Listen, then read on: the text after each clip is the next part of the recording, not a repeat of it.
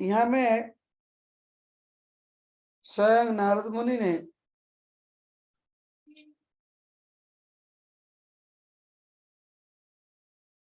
बोला, हे व्यासदेव, तुम समस्त पापों से मुक्त हो। एक्चुअली व्यासदेव तो भगवान के सत्यावश अवतार है और उन्होंने ऑलरेडी इतना शास्त्र ग्रंथ लिखे और नारद मुनि से पूरा नारद मुनि का जीवन कहानी सुने। और व्यासदेव तो कोई साधारण व्यक्ति तो नहीं था। इस तरह जैसा तुमने पूछा, किसने पूछा था? न व्यासदेव ने नारद मुनि को पूछा था कि आपने कैसे भगवान का भक्त बने, भगवान के पार्षद बने। उसी के अनुसार मैंने माने नारद मुनि ने कहा कि मेरा जन्म से लेकर के तथा आत्म साक्षात्कार के लिए गए कर्मों की व्याख्या की। तो जीवन का किस तरह से एक व्यक्ति जन्म से लेकर के आत्म साक्षात्कार का नारद का भक्ति सूत्र कहलाते हैं। नारद भक्ति सूत्र बोलकर किताब है, प्रभुपाद ने बोलते थे उसका जरूर पढ़ना चाहिए सभी को।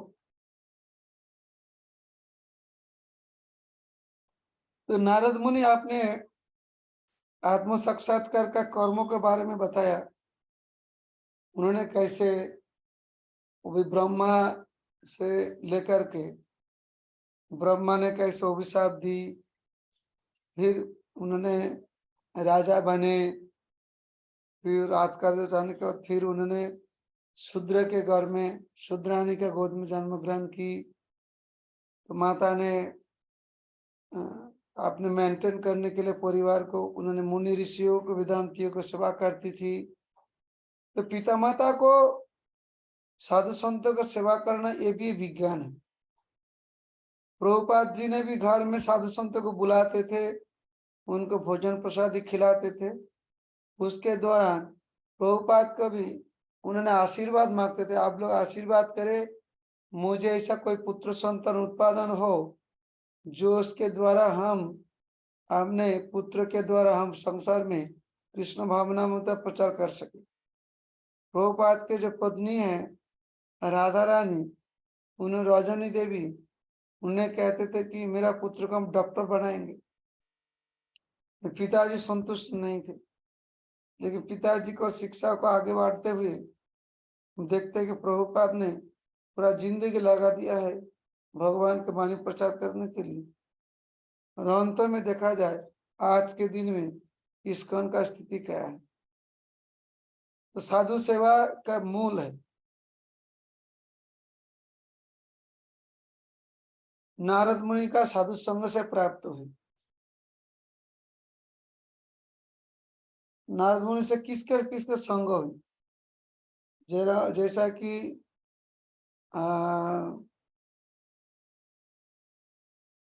जो रामायण लेके है वाल्मीकि, उन्होंने जब जा रहे थे तापसी नदी, देखे कि एक बौक के एक वैद्य ने तीर मारे, तो वो देख कर उनके मुख से सरस्वती से एक मंत्र पकड़ हुई। और तब नारद मुनि देखे कि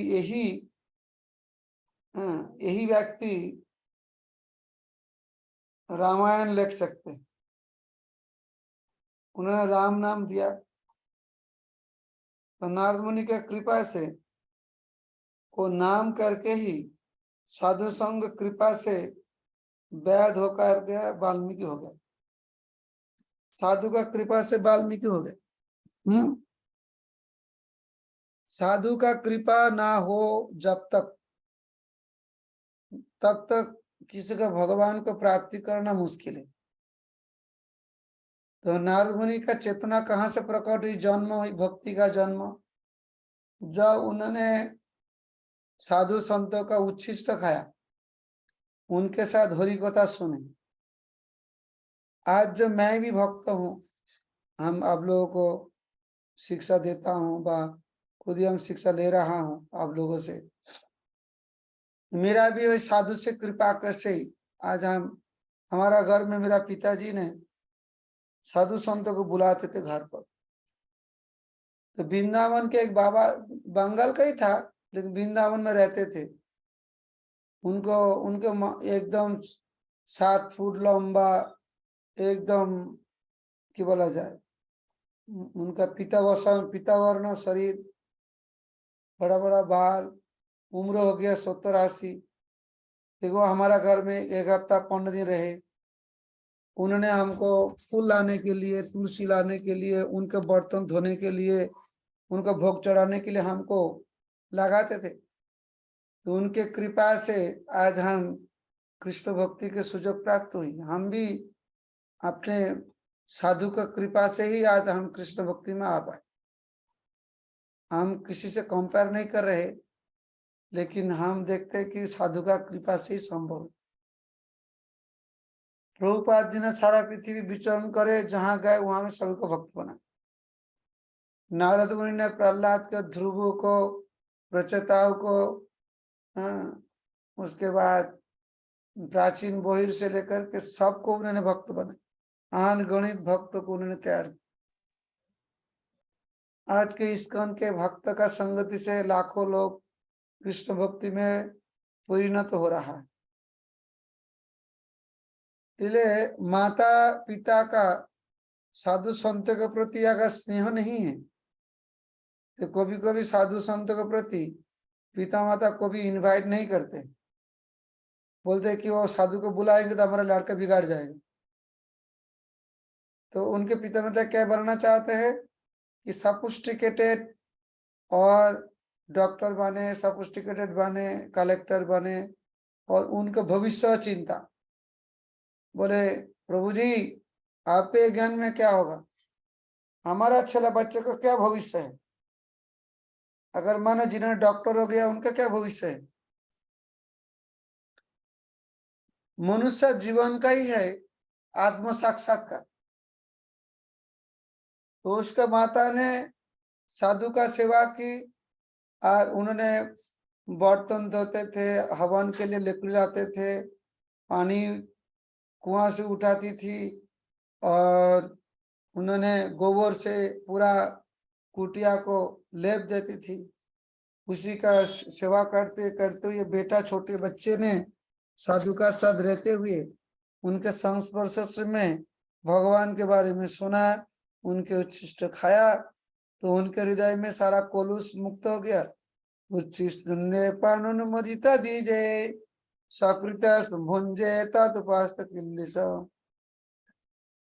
एवं प्रविशद विशुद्ध चेतस तद्धर्म एवात्म रुचि प्रजायते। जब उन्होंने साधु संतों का कृपा से उच्छिष्ट खाया, उनका सारी अज्ञान दूर हो गए, सारा पाप से उन्होंने मुक्त हो गए। एवं प्रविशद विशुद्ध चेतस, उनके हृदय एकदम शुद्ध हो गए।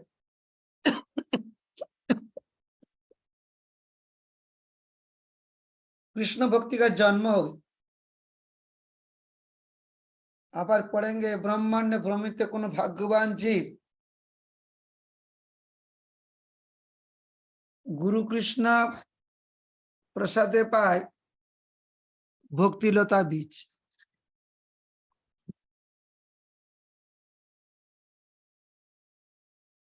ब्रह्मांड भ्रमित, ये जो हम लोग जो चर्चा करते हैं ये अत्यंत महत्वपूर्ण है कि ब्रह्मांड भ्रमित कोनो भाग्यवान जीव।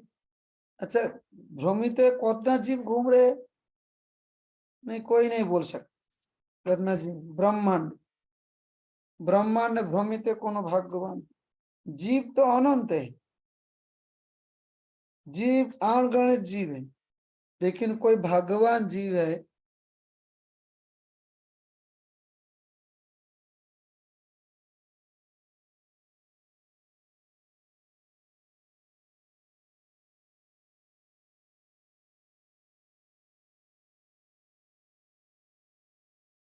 ब्रह्मांड ब्रह्मांड भ्रमित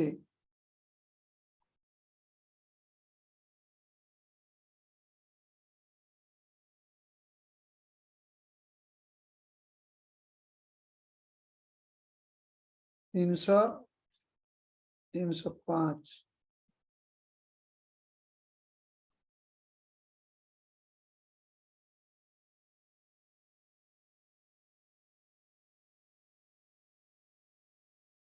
এটা মধ্য লীলা में 1 मिनट।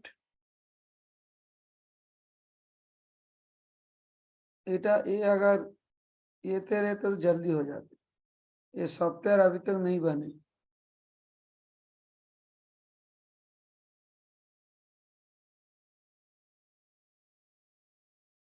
ब्रह्मांड भ्रमित कोनो भाग्यवान जीव गुरु कृष्ण प्रसादे पाए भक्तिलता बीज मध्य खंड में 19 चैप्टर।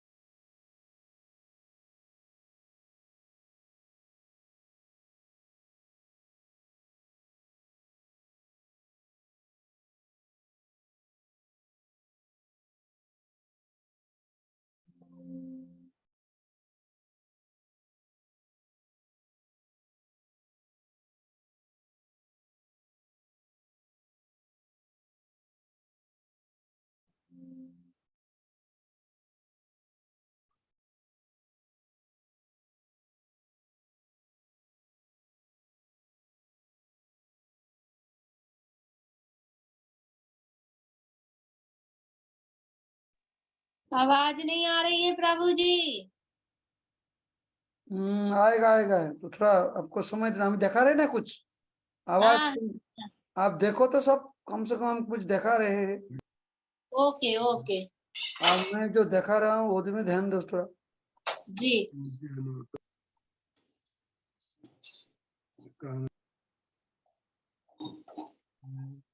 हम्म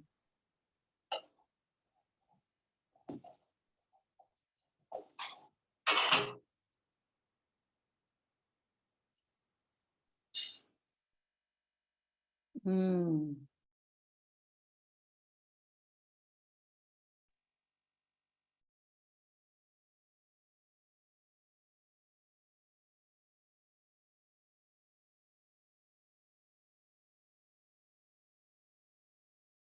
दिखाई दे रहे श्लोक? ब्रह्मांड भ्रमित कोनो भाग्यवान जीव जी गुरु कृष्ण प्रसादे पाए भक्ति लता बीज। देख पा रहे हैं सभी लोग?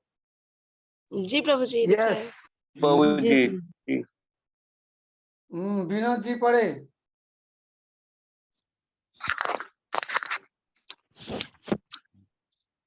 ब्रह्मांड भ्रमित कौन भाग्यवान जीव गुरु कृष्ण प्रसादे पाए भक्ति लता बीज। अनुवाद। सारे जीव अपने अपने कर्मों के अनुसार समूचे ब्रह्मांड में घूम रहे हैं। इनमें से कुछ उच्च ग्रह मंडलों को जाते हैं और कुछ निम्न ग्रह मंडलों को। ऐसे करोड़ों भटक रहे जीवों में से कोई एक अत्यंत भाग्यशाली होता है जिसे कृष्ण की कृपा से अधिकृत गुरु का सानिध्य प्राप्त करने का अवसर मिलता है। कृष्ण तथा गुरु दोनों की कृपा से ऐसा व्यक्ति भक्ति रूपी लता के बीज को प्राप्त करता है। तात्पर्य जब हम ब्रह्मांड कहते हैं तो हमारा आशय समूचे ब्रह्मांड से या करोड़ों ब्रह्मांडों के समूह से होता है।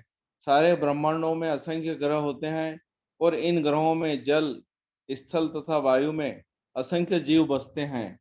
करोड़ों तथा अरबों जीव सभी जगह हैं और ये सभी माया द्वारा जन्म जन्मांतर अपने सकाम कर्मों के फलों को भोगते रहते हैं। यह तो भौतिक रूप से बद्ध जीवों की स्थिति है। यदि इन असंख्य जीवों में से कोई वास्तव में भाग्यवान होता है तो वह श्री कृष्ण की कृपा से प्रामाणिक गुरु के संपर्क में आता है। कृष्ण हर एक के हृदय में स्थित है और यदि मनुष्य कुछ चाहता है तो कृष्ण उसकी इच्छा की पूर्ति करते हैं। यदि कोई जीव संयोगवश या भाग्यवश कृष्ण भावनामृत आंदोलन के संपर्क में आता है और इस आंदोलन से संबंध बनाना चाहता है तो हर एक के हृदय में विराजमान कृष्ण उसे प्रामाणिक गुरु से मिलने का अवसर प्रदान करते हैं। यह गुरु कृष्ण प्रसाद कहलाता है। कृष्ण सारे जीवों पर अपनी कृपा प्रदान करना चाहते हैं और जो ही जीव भगवत कृपा की कामना करता है जो ही भगवान तुरंत ही उसे प्रामाणिक गुरु से मिलने का अवसर प्रदान करते हैं। ऐसा भाग्यशाली व्यक्ति कृष्ण तथा गुरु दोनों का संरक्षण पाता है। उसे भीतर से कृष्ण सहायता देते हैं और बाहर से गुरु दोनों ही निष्ठावान जीव को इस भवबंधन से मुक्त होने में सहायता करने के लिए प्रस्तुत रहते हैं। कोई किस तरह इतना भाग्यवान बन सकता है, इसे हम श्री नारद मुनि के जीवन में देख सकते हैं। वे अपने पूर्व जन्म में दासी के पुत्र थे। यद्यपि वे प्रतिष्ठित कुल में नहीं जन्मे थे, किंतु सौभाग्यवश उनकी माता कुछ वैष्णवों की सेवा करती थी। जब वे वैष्णव चतुर्मास में विश्राम कर रहे थे, तब बालक नारद को इनकी सेवा करने का सौभाग्य प्राप्त हुआ। ये वैष्णव दयावश इस बालक को अपना शेष बचा भोजन दे दिया करते थे। उनकी सेवा करने तथा उनकी आज्ञा का पालन करने से बालक उन वैष्णवों का कृपा पात्र बन गया और वैष्णवों की अज्ञात कृपा से वह धीरे धीरे शुद्ध भक्त बन गया। अगले जन्म में वह बालक नारद मुनि बना, जो वैष्णव में सर्वोच्च तथा सबसे प्रभु जी हाँ जी सर्वोच्च तथा सबसे महत्वपूर्ण गुरु एवं वैष्णव के आचार्य थे। नारद मुनि के पद चिन्हों पर चलकर यह कृष्ण भावनामृत आंदोलन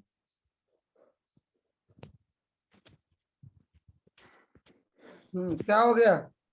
एक मिनट कृष्ण भावनामृत आंदोलन हर एक व्यक्ति को कृष्ण के संपर्क में आने का अवसर प्रदान करके मानवता की सेवा कर रहा है। जो कोई भाग्यशाली होता है वह इस आंदोलन से तुरंत जुड़ जाता है, तब कृष्ण की कृपा से उसका जीवन सफल हो जाता है।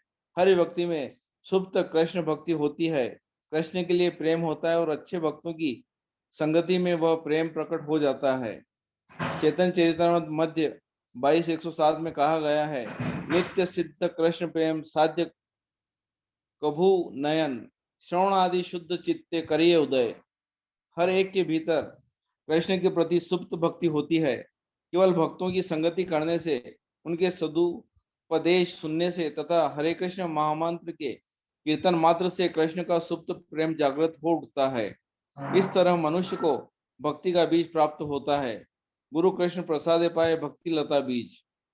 माली ओके हवा करे ओके। हरे कृष्ण जी हरे कृष्ण। ईश्वर नित्य सिद्ध कृष्ण प्रेम साध्य को है श्रवणादि शुद्ध चित्ते करे उदय। हर एक के भीतर कृष्ण के प्रति सुप्त भक्ति होती है। लकड़ी का अंदर में जैसा आग रहते हैं, दिखाई नहीं देता है, जब आग का संस्पर्श में आते हैं तो जल जाते हैं। आत्मा का अंदर में कृष्ण के प्रति प्रेम है, कृष्ण के प्रति भाव प्रेम है, लाभ है। लेकिन कब होता है? कौन आवाज कर रहे हो? विनोद डॉक्टर आवाज कर रहे, विनोद पाटीदार भी डॉक्टर आवाज कर रही है। दोनों बड़ा बड़ा भक्त आवाज आ रही है। सॉरी प्रभु। तो जैसे कि आत्मा, कोई भी जीवात्मा हो, अंदर में क्या है? कृष्ण भक्ति है। लेकिन जब भी कृष्ण का भक्त का संस्पर्श आ जाए, भगवान का संस्पर्श आ जाए, विशेष करके भक्त का संस्पर्श आना अत्यंत आवश्यक। जब तक भक्त का संगति नहीं होगा, कृष्ण का भक्ति के मार्ग में आना संभव नहीं। अगर मानो आपके बच्चे को भक्ति बढ़ाना चाहते, जैसे कि नारद मुनि का माता ने अपने ऋषियों का सेवा की, लाभ किसका हुआ? लाभ किसका हुआ? नारद मुनि का। नारद मुनि का लाभ। बालक को लाभ आ- आ- आजकल पिता माता साधु संतों को बुलाते हैं क्या? नहीं बुलाते। नहीं प्रभु जी।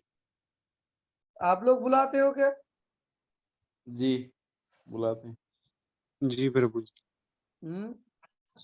आप लोग भी नहीं बुलाते हो? बुलाया बुला- करो। मुझे मैं तो साधु नहीं हूँ, लेकिन जो साधु है उनको बुलाओ कम से कम। घर में उनको भोजन खिलाओ, उनके सुनो। तो लाभ किसका होगा पता है ना? आपका लाभ होगा, आपका पत्नी का लाभ होगा, आपका पत्नी का दोनों का हो या ना हो, आपका परिवार के सदस्य बच्चे का लाभ होगा।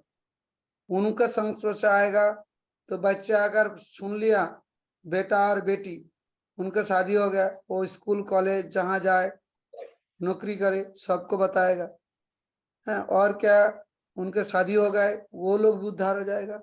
नारद मुनि भक्त बने तो जहां जाए भक्त बनाया। प्रभुपाद ने भक्त बने, उनका पिता ने साधु संतों की कृपा करके आशीर्वाद दिला, ठीक है तुम्हारा लड़का अच्छे राधा रानी का सेवक बनेगा। तो प्रभुपाद ने सारा विश्व में भक्त बनाया। तो अगर भक्त का सोर्स कहाँ से है? साधु संग से हुआ। लेकिन हम साधु संग करने में रुचि नहीं रखते, उनको बुलाते भी नहीं। हम टीवी देखेंगे, असत्संग करेंगे, असत लोगों के साथ हा करते रहेंगे, पार्क में जा करके समय गुजराएंगे, लेकिन हम साधु का संगति नहीं करेंगे। लेकिन हमारा हृदय में सुप्त कृष्ण प्रेम तो है ही, लेकिन किससे जागेगा? कभी कभी भक्त से मुलाकात होते हैं।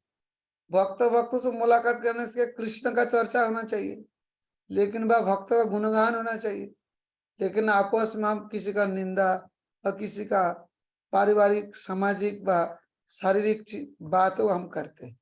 नो, यदि अगर कृष्ण चिंता कर प्रकट कराना ही है खुद का, जैसा मानो आप लोग देखते हो कि मछली जब अपने डीम से अंडों से मछली को जन्म देते हैं, मछली जब अपने बच्चे को जन्म देते कैसे? वो एंडो को प्रति दृष्टि लगाते हैं। आप लोग समझ रहे हो? जी प्रभु जी। जी प्रभु जी। प्रभु दृष्टि एंडो को दृष्टि दृष्टि डालते हैं। लगाते हैं, लेकिन एंडो के अंदर में दृष्टि से ही वो बच्चे को पता कर देते हैं। कितना पावरफुल है। और किसी कुछ लोग है पानी में रहते हैं वो, और उसका एंडो रहता है जमीन पर, वहां से ध्यान लगा करके बच्चे को उत्पादन कर दे। लेकिन ध्यान होना चाहिए। कछुआ प्रभु जी, कछुआ चिंतन से ही करता है। हाँ, कछुआ चिंतन से अपने बच्चे को पैदा कर दे। लेकिन हमारा हृदय में कृष्ण प्रेम कृष्ण भक्ति है, इसको जगाने के लिए हमारा दृष्टि क्या होना चाहिए ना?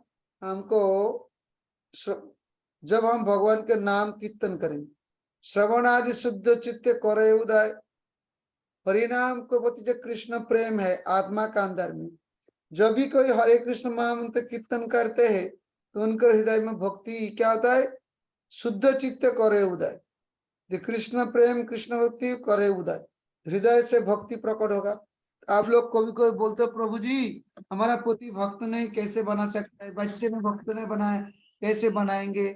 दुनिया में लोगों को भक्त कैसे बनाएंगे? तो उनको क्या करना पड़ेगा? हरिनाम को सुनाना पड़ेगा। इसलिए उनको किसी एक माला जप करने के लिए बोलो, उनके पास में जाकर के बैठो। ठाकुर हरिदास ठाकुर ने गंगा के तट पर माला कर रहे थे, उसी के पास में एक जमींदार, नाम भूल गया इस मोमेंट में, तो उन्होंने सोचा कि हरिदास का गुणगान हो रहा है, इनका हम पतन कराएंगे। उन्होंने क्या कि उन बेश्या को बुलाया। बेश्या पापी थे, उनको कोई भक्ति टक्ति से कोई मतलब नहीं है। बोले तुमको हमने उपहार देंगे, आपको जिस प्रकार ही हो नारद ये हरिदास ठाकुर का पतन कराना पड़ेगा। तो बेश्या ने पूरा ड्रेस कोट पैंट कर एकदम साज पूछ करके गया और बोले हरिदास तुम्हारा बिना एक युवती कैसा रह सकता है? तो उन्होंने अपना गान करने लगे। तो हरिदास ठाकुर ने कहा ये काम करो, अब बैठे बैठे सुनो, मैं हरिनाम करता हूँ, हरे कृष्णा कृष्णा कृष्णा हरे हरे, हरे राम राम राम हरे हरे। तो उन्होंने बोले मैं तो नाम जप कर लेता हूं, तो अगर मेरा नाम जप जैसा खत्म हो जाएगा मैं आपको इच्छा पूरा करूंगा। कौन ने कहा? हरिदास हरिदास ठाकुर। एक मिनट,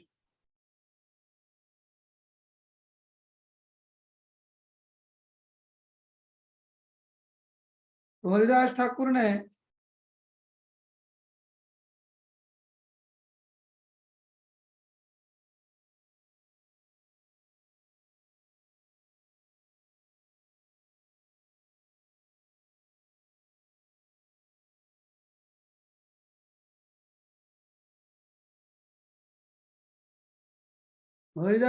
ने उन्होंने नाम जप किया, हरे कृष्णा कृष्णा कृष्णा हरे हरे, हरे राम राम राम हरे।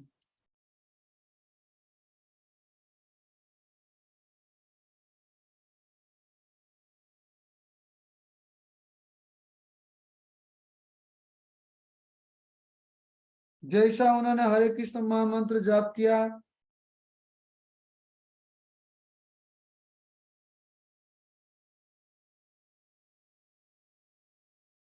आप लोगों को हम दिखाना चाह रहे थे, इतिहास को पढ़ाना चाह रहे थे, हरिदास ठाकुर का लीला को सुनाना चाह रहे थे। समय तो है ही थोड़ा। आप लोग एक बेस्सा को किस प्रकार हरिदास ठाकुर ने भक्त बनाया, तो आज आप लोगों को हम उसी को सुनाएंगे। एक मिनट, हमको थोड़ा एक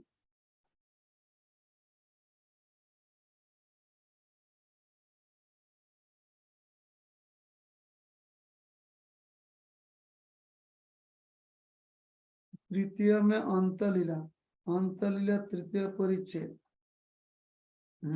পেয়ে গেছি, মিল গেছে।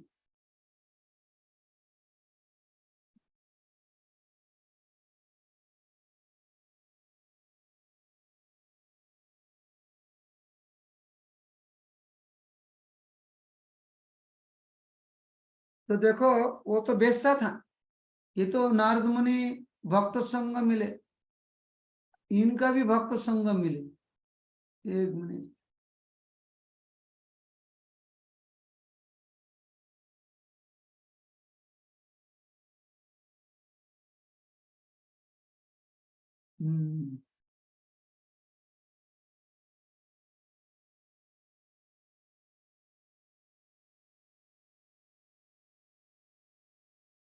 श्लोक नंबर 95 50 कर।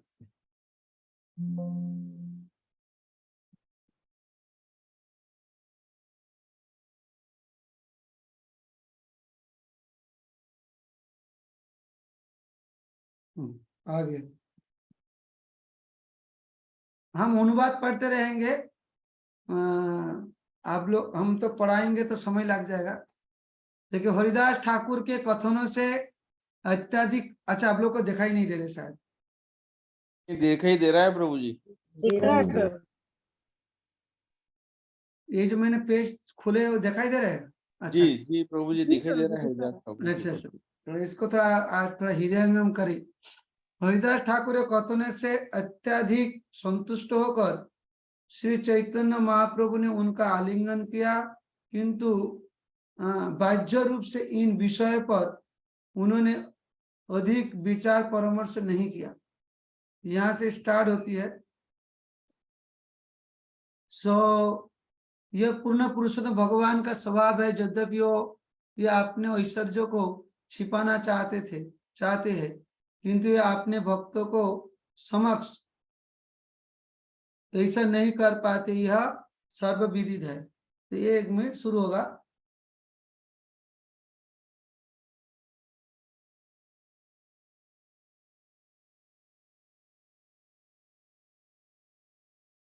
यहाँ से स्टार्ट, तो मैं सिलेक्शन करूंगा कौन कौन पढ़ेंगे।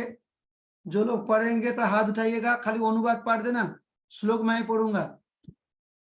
उसके बाद व्याख्या करूंगा।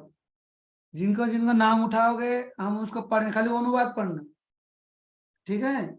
सभी को मौका दिया जाएगा, लेकिन स्पष्ट पढ़ना।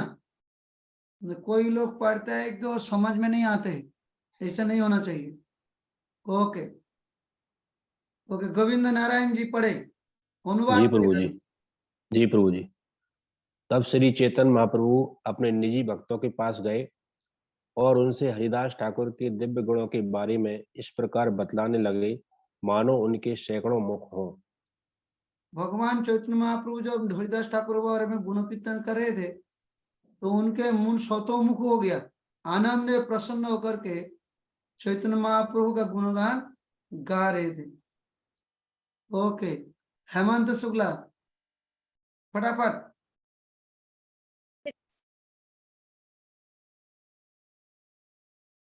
देरी नहीं करना, आवाज नहीं आ रही। श्वेता। जी प्रभु जी। अनुवाद। श्री चैतन्य महाप्रभु को अपने भक्तों का गुणगान करने में बड़ी प्रसन्नता होती है और इन भक्तों में हरिदास ठाकुर सर्वोपरि है। Okay, very nice. Haridas Thakur जितने भक्त थे सर्वश्रेष्ठ थे। हाँ, कौन पढ़ेंगे? ओके, शुक्ला, राखी शुक्ला, राखी कुशबा पढ़िए। अनुवाद। हरिदास ठाकुर के दिव्य गुण असंख्य तथा अगाध हैं। कोई उनके एक अंश का वर्णन भले कर ले, किंतु उन सब की गणना कर पाना असंभव है। हरे कृष्ण। हाँ, असंभव है। क्यों हो रहा है?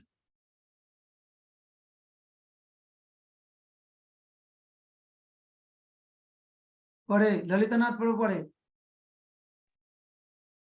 हरिदास ठाकुर के सभी गुणों का वर्णन कोई नहीं कर सकता। अपने आप को पवित्र बनाने के लिए उनके विषय में कोई कुछ कह सकता है। अनीता साहू। हे श्री चैतन्य महाप्रभु के भक्तों, अब हरिदास ठाकुर के उन गुणों के विषय में थोड़ा सुनो जिनका वर्णन वृंदावन दास ठाकुर ने विस्तार से नहीं किया है। हरे कृष्ण। हरिओम। जी प्रभु, हरे कृष्णा। अपना घर छोड़ने के बाद हरिदास ठाकुर कुछ समय तक बेनापोल के जंगल में रहे। हरे ओके, कृष्ण। लेकिन बार बार प्रणाम करने की जरूरत नहीं है, खाली पढ़िएगा। प्रेम स्वरूप माता जी।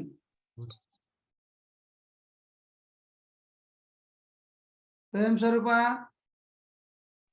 जी प्रभु जी। हरिदास ठाकुर ने एकांत जंगल में एक कुटिया बनाई। वहां उन्होंने तुलसी का पौधा लगाया और तुलसी के समक्ष वे प्रतिदिन 3 लाख बार भगवान के नाम का जप किया करते थे। वे दिन रात निरंतर जप किया करते थे। तात्पर्य। बेनापोल गांव यशोहर जिले में स्थित है, जो अब बांग्लादेश में है। यह गांव बनगांव स्टेशन के पास है, जो कि बांग्लादेश की सीमा पर है और जहां कलकत्ता के सियालदह स्टेशन के पूर्वी रेलवे द्वारा पहुंचा जा सकता है।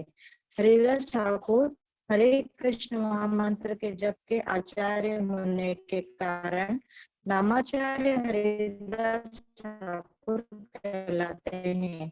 उनके निजी दृष्टांत से हम समझ सकते हैं कि हरे कृष्ण महामंत्र का जप तथा कृष्ण भावनामृत में अत्यधिक प्रगति करना अत्यंत सरल है। बिना कठिनाई के कोई कहीं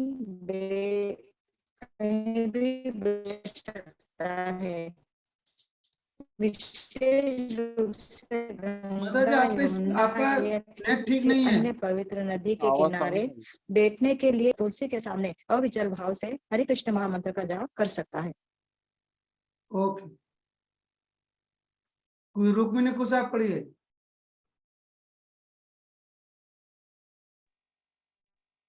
वो नहीं है प्रभु जी, उसके वो समर कैंप चालू है 8 बजे से, तो वो आ नहीं पाती है क्लास में। ओके, अच्छा, वो तो आ गया तो रुक्मिणी कुसुमा उनको देखा रहे आया। ओके, ओदार जरा राधिका पढ़ो। हरिदास ठाकुर नित्य प्रतिदिन अपनी माला में 3 लाख बार नाम जप करते थे। वे दिन रात हरे कृष्ण महामंत्र के 16 नामों का जप किया करते थे, किंतु किसी को हरिदास ठाकुर की नकल नहीं करनी चाहिए, क्योंकि अन्य कोई भी एक दिन में 3 लाख नाम जप नहीं कर सकता। ऐसा जप मुक्त पुरुष के लिए है। हाँ, हम उनके दृष्टांत का पालन नित्य प्रति 16 माला हरे कृष्ण महामंत्र का जप करके तथा तुलसी के पौधे को आदर प्रदान करके कर सकते हैं। यह किसी के लिए कोई कठिन कार्य नहीं है और तुलसी के पौधे के समक्ष व्रत लेकर नाम जप करने में ऐसी आध्यात्मिक शक्ति होती है कि ऐसा करने से ही मनुष्य आध्यात्मिक रूप से सशक्त बन जाता है। इसलिए हम हरे कृष्ण आंदोलन के सदस्यों से अनुरोध करते हैं कि वे हरिदास ठाकुर के दृष्टांत का दृढ़ता से पालन करें। 16 माला जप करने में अधिक समय नहीं लगता, ना ही तुलसी को नमस्कार करना कठिन है। इस विधि में अत्यधिक आध्यात्मिक शक्ति है। इस अवसर को हाथ से नहीं जाने देना चाहिए। इसलिए हम लोग माला करोगे तो तुलसी पौधा के पास में बैठ करके जप कीजिएगा, आपका ज्यादा फल मिलेगा। ओके, ब्रजरानी माता जी पढ़िए अनुवाद। शारीरिक पालन पोषण के लिए वे एक ब्राह्मण के घर जाकर कुछ भोजन मांग लाते। वे आध्यात्मिक रूप से इतने प्रभावशाली थे कि आसपास के सारे लोग उनकी पूजा करते थे। तात्पर्य: हरिदास ठाकुर के दिनों में सारे ब्राह्मण भगवान नारायण की पूजा शालग्राम शिला के रूप में करते थे। इसलिए ब्राह्मण के घर से भिक्षा मांगने का अर्थ था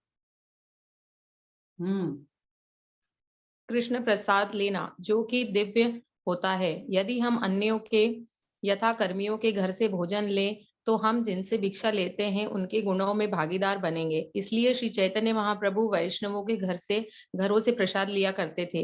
यही सामान्य विधि है। कृष्ण भावनामृत आंदोलन के सदस्यों को परामर्श दिया जाता है कि वे किसी अन्य स्थान से भोजन न मांगकर केवल वैष्णव या ब्राह्मण के घर से भिक्षा ले, जहाँ अर्चा विग्रह की पूजा की जाती है। श्री चैतन्य महाप्रभु ने कहा है, विषयीर अन्न खाइले दुष्ट है मन। यदि कोई भक्त किसी ऐसे कर्मी के घर से भिक्षा लेता है जो केवल धन में रुचि रखता है, तो उसका मन अशुद्ध हो जाएगा। हमें यह सदैव स्मरण रखना चाहिए कि भक्त का जीवन वैराग्य विद्या अर्थात वैराग्य अन्यों के बल पर विलासमय जीवन न बिताए। विशेषकर मंदिर के क्षेत्र में रहने वाले गृहस्थों को चाहिए कि वे मूल्यवान वस्त्र, भोजन तथा वाहन प्राप्त करके कर्मियों का अनुकरण न करें। जहां तक संभव हो इनसे बचना चाहिए। मंदिर के हर सदस्य को, चाहे वह गृहस्थ हो, ब्रह्मचारी या सन्यासी हो, उसे हरिदास ठाकुर तथा 6 गोस्वामियों के चरण चिन्हों का अनुगमन करते हुए वैराग्य से परिपूर्ण जीवन बिताना चाहिए। अन्यथा माया अति प्रबल है, जिससे कोई भी व्यक्ति किसी भी समय माया का शिकार बनकर अपने आध्यात्मिक जीवन से पतित हो सकता है। हरे कृष्ण। आह्लादनी रुक्मिणी माता जी। जी प्रभु जी। अनुवाद: रामचंद्र खान नामक एक व्यक्ति उस जिले का जमींदार था। वह वैष्णवों से द्वेष रखता था, अतः वह एक बहुत बड़ा नास्तिक था। पढ़िए रुक्मिणी माता जी, पढ़िए। जी। हरिदास ठाकुर को जिस तरह से सम्मान प्रदान किया जाता था, उसे न सह सकने के कारण रामचंद्र खान ने उसका अपमान करने के लिए नाना प्रकार की योजनाएं बनाई। फिर पढ़े। अनुवाद: किंतु उसे किसी भी उपाय से हरिदास ठाकुर के चरित्र में कोई दोष नहीं मिल सका। अतः उसने स्थानीय वेश्याएं बुलाईं और वह हरिदास ठाकुर की पवित्रता को श्रेयहीन करने की योजना बनाने लगा। तात्पर्य: यह तो नास्तिक पुरुषों की विशेषता है, किंतु तथाकथित धर्मविदों, साधुओं, फकीरों, सन्यासियों तथा ब्रह्मचारियों में श्री कृष्णामृत आंदोलन के अनेक शत्रु हैं, जो सदैव उनमें दोष निकालने का प्रयास करते रहते हैं। वे इस पर विचार नहीं करते कि श्री चैतन्य महाप्रभु की कृपा से उस आंदोलन स्वमेव अग्रसर हो रहा है, क्योंकि महाप्रभु चाहती थी कि इसका प्रचार विश्व के नगर नगर तथा गांव गांव में हो। हम महाप्रभु की इच्छा को पूरा करने का प्रयास कर रहे हैं और हमारा प्रयास काफी सफल रहा है, किंतु इस आंदोलन के शत्रु इसमें उसी प्रकार दोष निकालने का व्यर्थ प्रयास कर रहे हैं, जिस तरह धूर्त रामचंद्र खान ने हरिदास ठाकुर का विरोध किया था। महादुति प्रभु पढ़िए।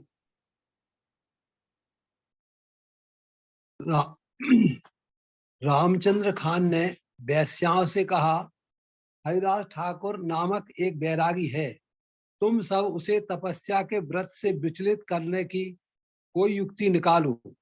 तात्पर्य, भक्ति तो वैराग्य विद्या, वैराग्य तथा ज्ञान का मार्ग है। हरिदास ठाकुर इस मार्ग पर चल रहे थे, किंतु रामचंद्र खान ने उनके व्रत को खंडित करने की योजना बनाई। वैराग्य का अर्थ है इंद्रिय भोग, विषय करके यौन सुख का परित्याग। इसलिए ब्रह्मचारी, सन्यासी या वानप्रस्थ को स्त्री से संबंध रखने का कड़ा निषेध है। हरिदास ठाकुर कठोर वैरागी थे, इसलिए रामचंद्र खान फटाफट पढ़े, क्लियर पढ़े। इसलिए रामचंद्र खान ने वैश्याओं को बुलाया, क्योंकि वे अपने स्त्री सुलभ प्रभाव से ब्रह्मचर्य व्रत को भंग करने और भक्ति में लगे वैरागी या पुरुष को दूषित करने की विधि जानती हैं। रामचंद्र खान द्वारा हरिदास ठाकुर का व्रत भंग कराने के लिए अन्य स्त्रियों को फुसला पाना असंभव था, इसलिए उसने वैश्याओं को बुलाया। भारत में स्त्रियों के साथ स्वतंत्र रूप से मिलजुल पाना कभी संभव नहीं रहा है, किंतु यदि कोई वैश्याओं के से संगति करना चाहता है तो उसके लिए वैश्याओं के क्षेत्र में वैश्याएं मिलती थी। भगवान कृष्ण के काल में भी वैश्याएं थी, क्योंकि यह कहा जाता है कि भगवान की आगवानी करने द्वारकापुरी की वैश्याएं भी आई थी। यद्यपि वे वैश्याएं थी, किंतु वे कृष्ण भक्त थी। पढ़ते रहिए अनुवाद। इन वैश्याओं में से एक आकर्षक युक्ति को चुना गया। उसने वादा किया, मैं 3 दिनों के भीतर हरिदास ठाकुर के मन को आकृष्ट कर लूंगी। रामचंद्र खान ने उस वैश्या से कहा, मेरा सिपाही तुम्हारे साथ जाएगा, जिससे वह तुम्हें हरिदास ठाकुर के साथ देखते ही तुरंत उसे बंदी बना ले और तुम दोनों को मेरे पास ले आए। वैश्या ने उत्तर दिया, पहले मुझे उसे एक बार उसके साथ संग कर लेने दीजिए, तब दूसरी बार मैं अपने साथ आपके सिपाही को उन्हें बंदी बनाने के लिए ले जाऊंगी। रात में वह वैश्या खूब सज धज कर हरिदास ठाकुर की कुटिया में अत्यंत हर्ष पूर्वक गई। तुलसी के पौधे को नमस्कार करने के बाद वह हरिदास ठाकुर के द्वार पर गई और उन्हें नमस्कार करके वहीं खड़ी हो गई। वह उनकी दृष्टि के सामने अपने शरीर को प्रदर्शित करते हुए दरवाजे की दहली पर बैठ गई और उनसे अत्यंत मधुर शब्दों में बोली, हे ठाकुर, हे महान उपदेशक, महान भक्त, आपका शरीर अति सुगठित है और आपके यौवन का शुभारंभ अभी हो ही रहा है। आपको देखने के बाद ऐसी कौन सी स्त्री होगी जो अपने मन को वश में रख सके।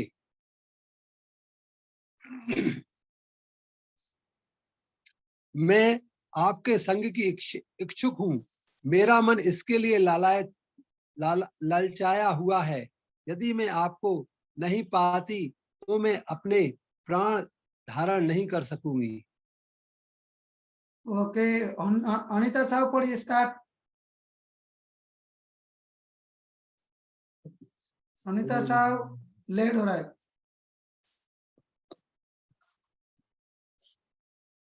ओके, श्वेता पूर्णा, श्वेता। जी प्रभु जी।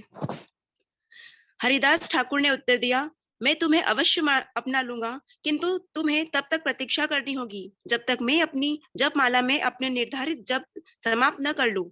उस समय तक कृपया बैठो और पवित्र नाम के जप का श्रवण करो। जो ही मैं नाम जप समाप्त कर लूंगा, मैं तुम्हारी इच्छा पूरी करूंगा।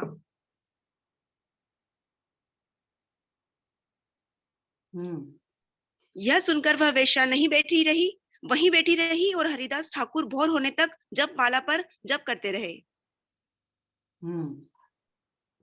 जब उस वेश्या ने देखा कि सुबह हो गई है तो वह उठी और चली गई। रामचंद्र खान के पास आकर उसने सारे समाचार बतलाए।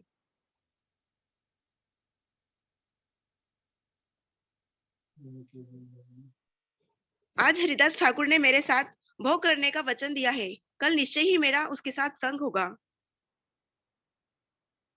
पढ़िए, कंटिन्यूअस पढ़ते रहिए। अगली रात को जब वह वेश्या फिर से आई तो हरिदास ठाकुर ने उनके साथ उसे अनेक आश्वासन दिए। कल रात को तुम्हें निराश होना पड़ा, कृपया मेरा अपराध क्षमा कर दो, मैं अवश्य ही तुम्हें स्वीकार करूंगा। कृपया बैठो और जब तक हरे कृष्ण महामंत्र का जप सुनो, जब तक मेरा नियमित जप पूरा नहीं हो जाता, तब तुम्हारी इच्छा अवश्य में पूरी हो जाएगी। ये देखो, ये हमें बोला कृपया बैठ करो, बैठ और तब तक हरे कृष्ण महामंत्र का सुनो। यही है वैष्णव का चेतना होना चाहिए, दिमाग लगाना चाहिए। जब तक मेरा नियमित पूरा नहीं हो जाता, तब तुम्हारी इच्छा अवश्य में वह पूरी हो जाएगी। यही जो शुरू हो गया। उसके बाद पढ़िए। तुलसी के पौधे को तथा हरिदास ठाकुर को नमस्कार करके वह द्वार पर बैठ गई। हरिदास ठाकुर को हरे कृष्ण महामंत्र का जप करते सुनकर वह भी हे मेरे प्रभु हरि, हे मेरे प्रभु हरि का उच्चारण करने लगी। तात्पर्य यहाँ स्पष्ट देखा जा सकता है कि एक वैष्णव जिस तरह दिव्य युक्ति से पतित आत्मा का उद्धार करता है, वह वेश्या हरिदास ठाकुर को दूषित करने आई थी, किंतु उन्होंने इस वेश्या का उद्धार करना अपना कर्तव्य समझा। जैसा कि स्पष्ट दिखलाया गया है, उद्धार की विधि अत्यंत सरल है। वह वेश्या श्रद्धा तथा आदर पूर्वक हरिदास ठाकुर के सानिध्य में आई, जिन्होंने स्वयं हरे कृष्ण महामंत्र के जप द्वारा उसके भौतिक रोग को दूर कर दिया। यद्यपि उस वेश्या का कुछ और ही निष्कृष्ट उद्देश्य था, किंतु वह किसी तरह वैष्णव के सानिध्य में आई और हरि हरि उच्चारण का अनुकरण करके उसने उन्हें तुष्ट कर लिया। निष्कर्ष यह है कि वैष्णव की संगति भगवान के पवित्र नाम का कीर्तन तथा तुलसी अथवा वैष्णव को नमस्कार करने से मनुष्य दिव्य भक्त बन सकता है। इस तरह उसका भौतिक कल्मश पूर्णतया धुल जाता है।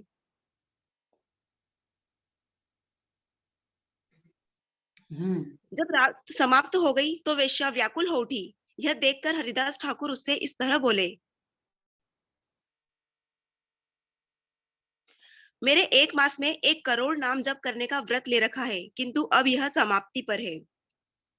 तात्पर्य यदि कोई नित्य प्रतिदिन 1 मास तक इतने नाम नियमित रूप से जपे तो उस संख्या में 10 और मिलाकर 100 लाख बार जप हो जाए। भक्त पूर्ण पुरुषोत्तम भगवान की पूजा इसी प्रकार करता है। ऐसी पूजा यज्ञ कहलाती है। नाम के द्वारा ही भगवान की पूजा किया जाता है, अलग करके पूजा करने की जरूरत नहीं। बोले कि पूजा का सिस्टम है नाम करना। पढ़ो। यज्ञ संकीर्तन प्रायः यजन्ति ही सुमेधसः। जिनकी बुद्धि तीव्र होती है वे हरिनाम यज्ञ को स्वीकार करते हैं। इस यज्ञ को संपन्न करने से मनुष्य पूर्ण पुरुषोत्तम भगवान को तुष्ट करता है और आध्यात्मिक जीवन में पूर्णता प्राप्त करता है। बाहरी दृष्टि से हरिदास ठाकुर मुसलमान परिवार के थे, फिर भी चूंकि वे हरे कृष्ण महामंत्र कीर्तन के यज्ञ में लगे रहते थे, अतः वे नियमित रूप से दीक्षा प्राप्त ब्राह्मण बन गए, जैसा कि श्रीमद् भागवत में कहा गया है। जन्नामधेय श्रवणान कीर्तना जप्रवनाद श्रवणाद विकुश्चित साधोऽपि सद्य श्रवणाय कल्पते कुतः पुनस्ते भगवान दर्शनात्। भक्त चाहे चांडाल परिवार का क्यों न हो, यदि वह भगवान की शरण ग्रहण कर लेता है तो वह तुरंत योग्य ब्राह्मण बन जाता है और यज्ञ करने के लिए उपयुक्त हो जाता है। किंतु ब्राह्मण परिवार में जन्मे व्यक्ति को संस्कार पूरा होने तक प्रतीक्षा करनी पड़ती है, तब जाकर वह संस्कृत या शुद्ध कहलाता है।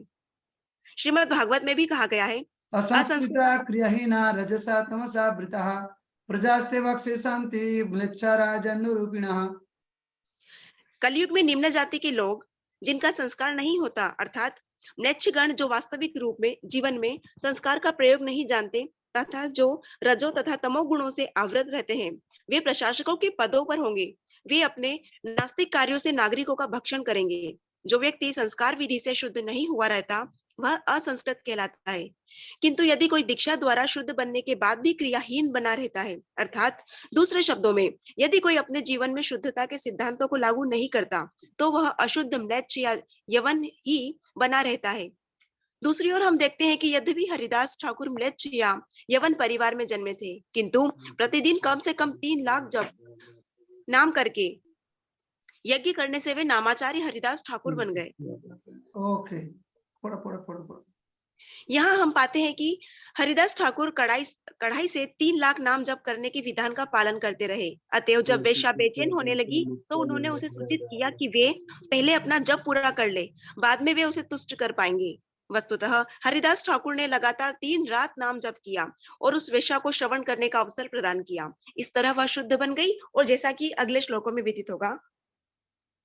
ओके, रुक्मिणी माता जी पढ़िए। रुक्मिणी अल्लाह रुक्मिणी माता जी पढ़े। जी प्रभु जी। मैंने सोचा था कि मैं हरे कृष्ण महामंत्र जपने का अपना यज्ञ आज समाप्त कर सकूंगा। मैंने सारी रात नाम जप करने का भरसक प्रयास किया, किंतु अब भी उसे समाप्त नहीं कर सका।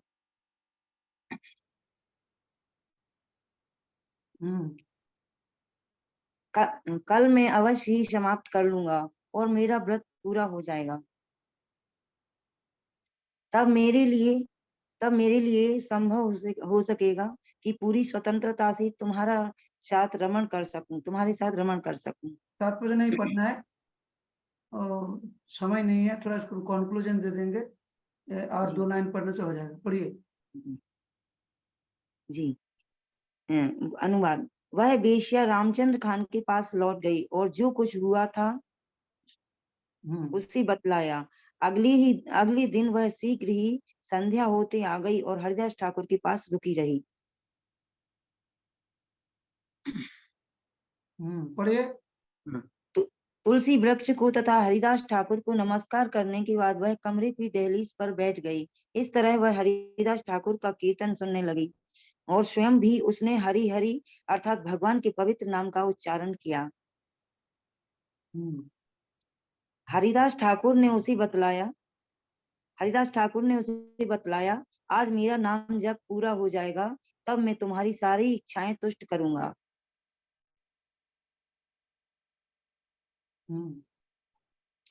जब करते करते रात बीत गई, किंतु हरिदास ठाकुर की संगति के कारण वेश्या का मन बदल चुका था। अब वेश्या शुद्ध हो गई थी। वह हरिदास ठाकुर के चरण कमलों में पर गिर पड़ी और उसने स्वीकार किया कि रामचंद्र खान ने उसे दूषित करने के लिए उसे नियुक्त किया था।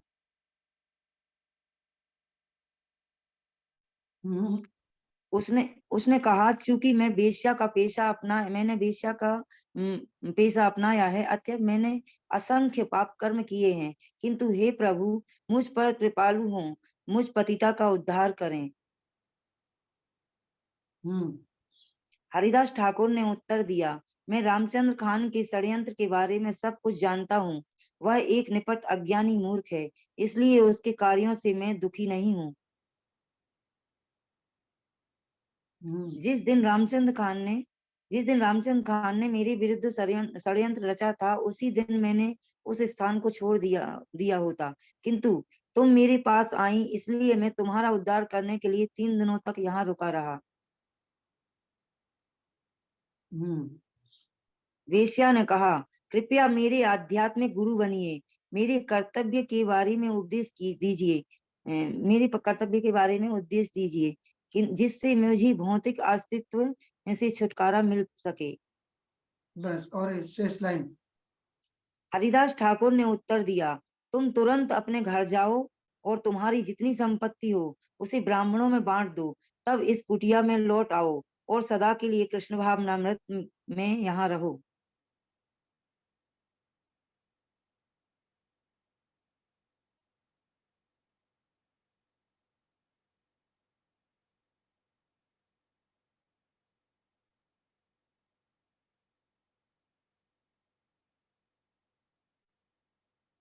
पढ़िए।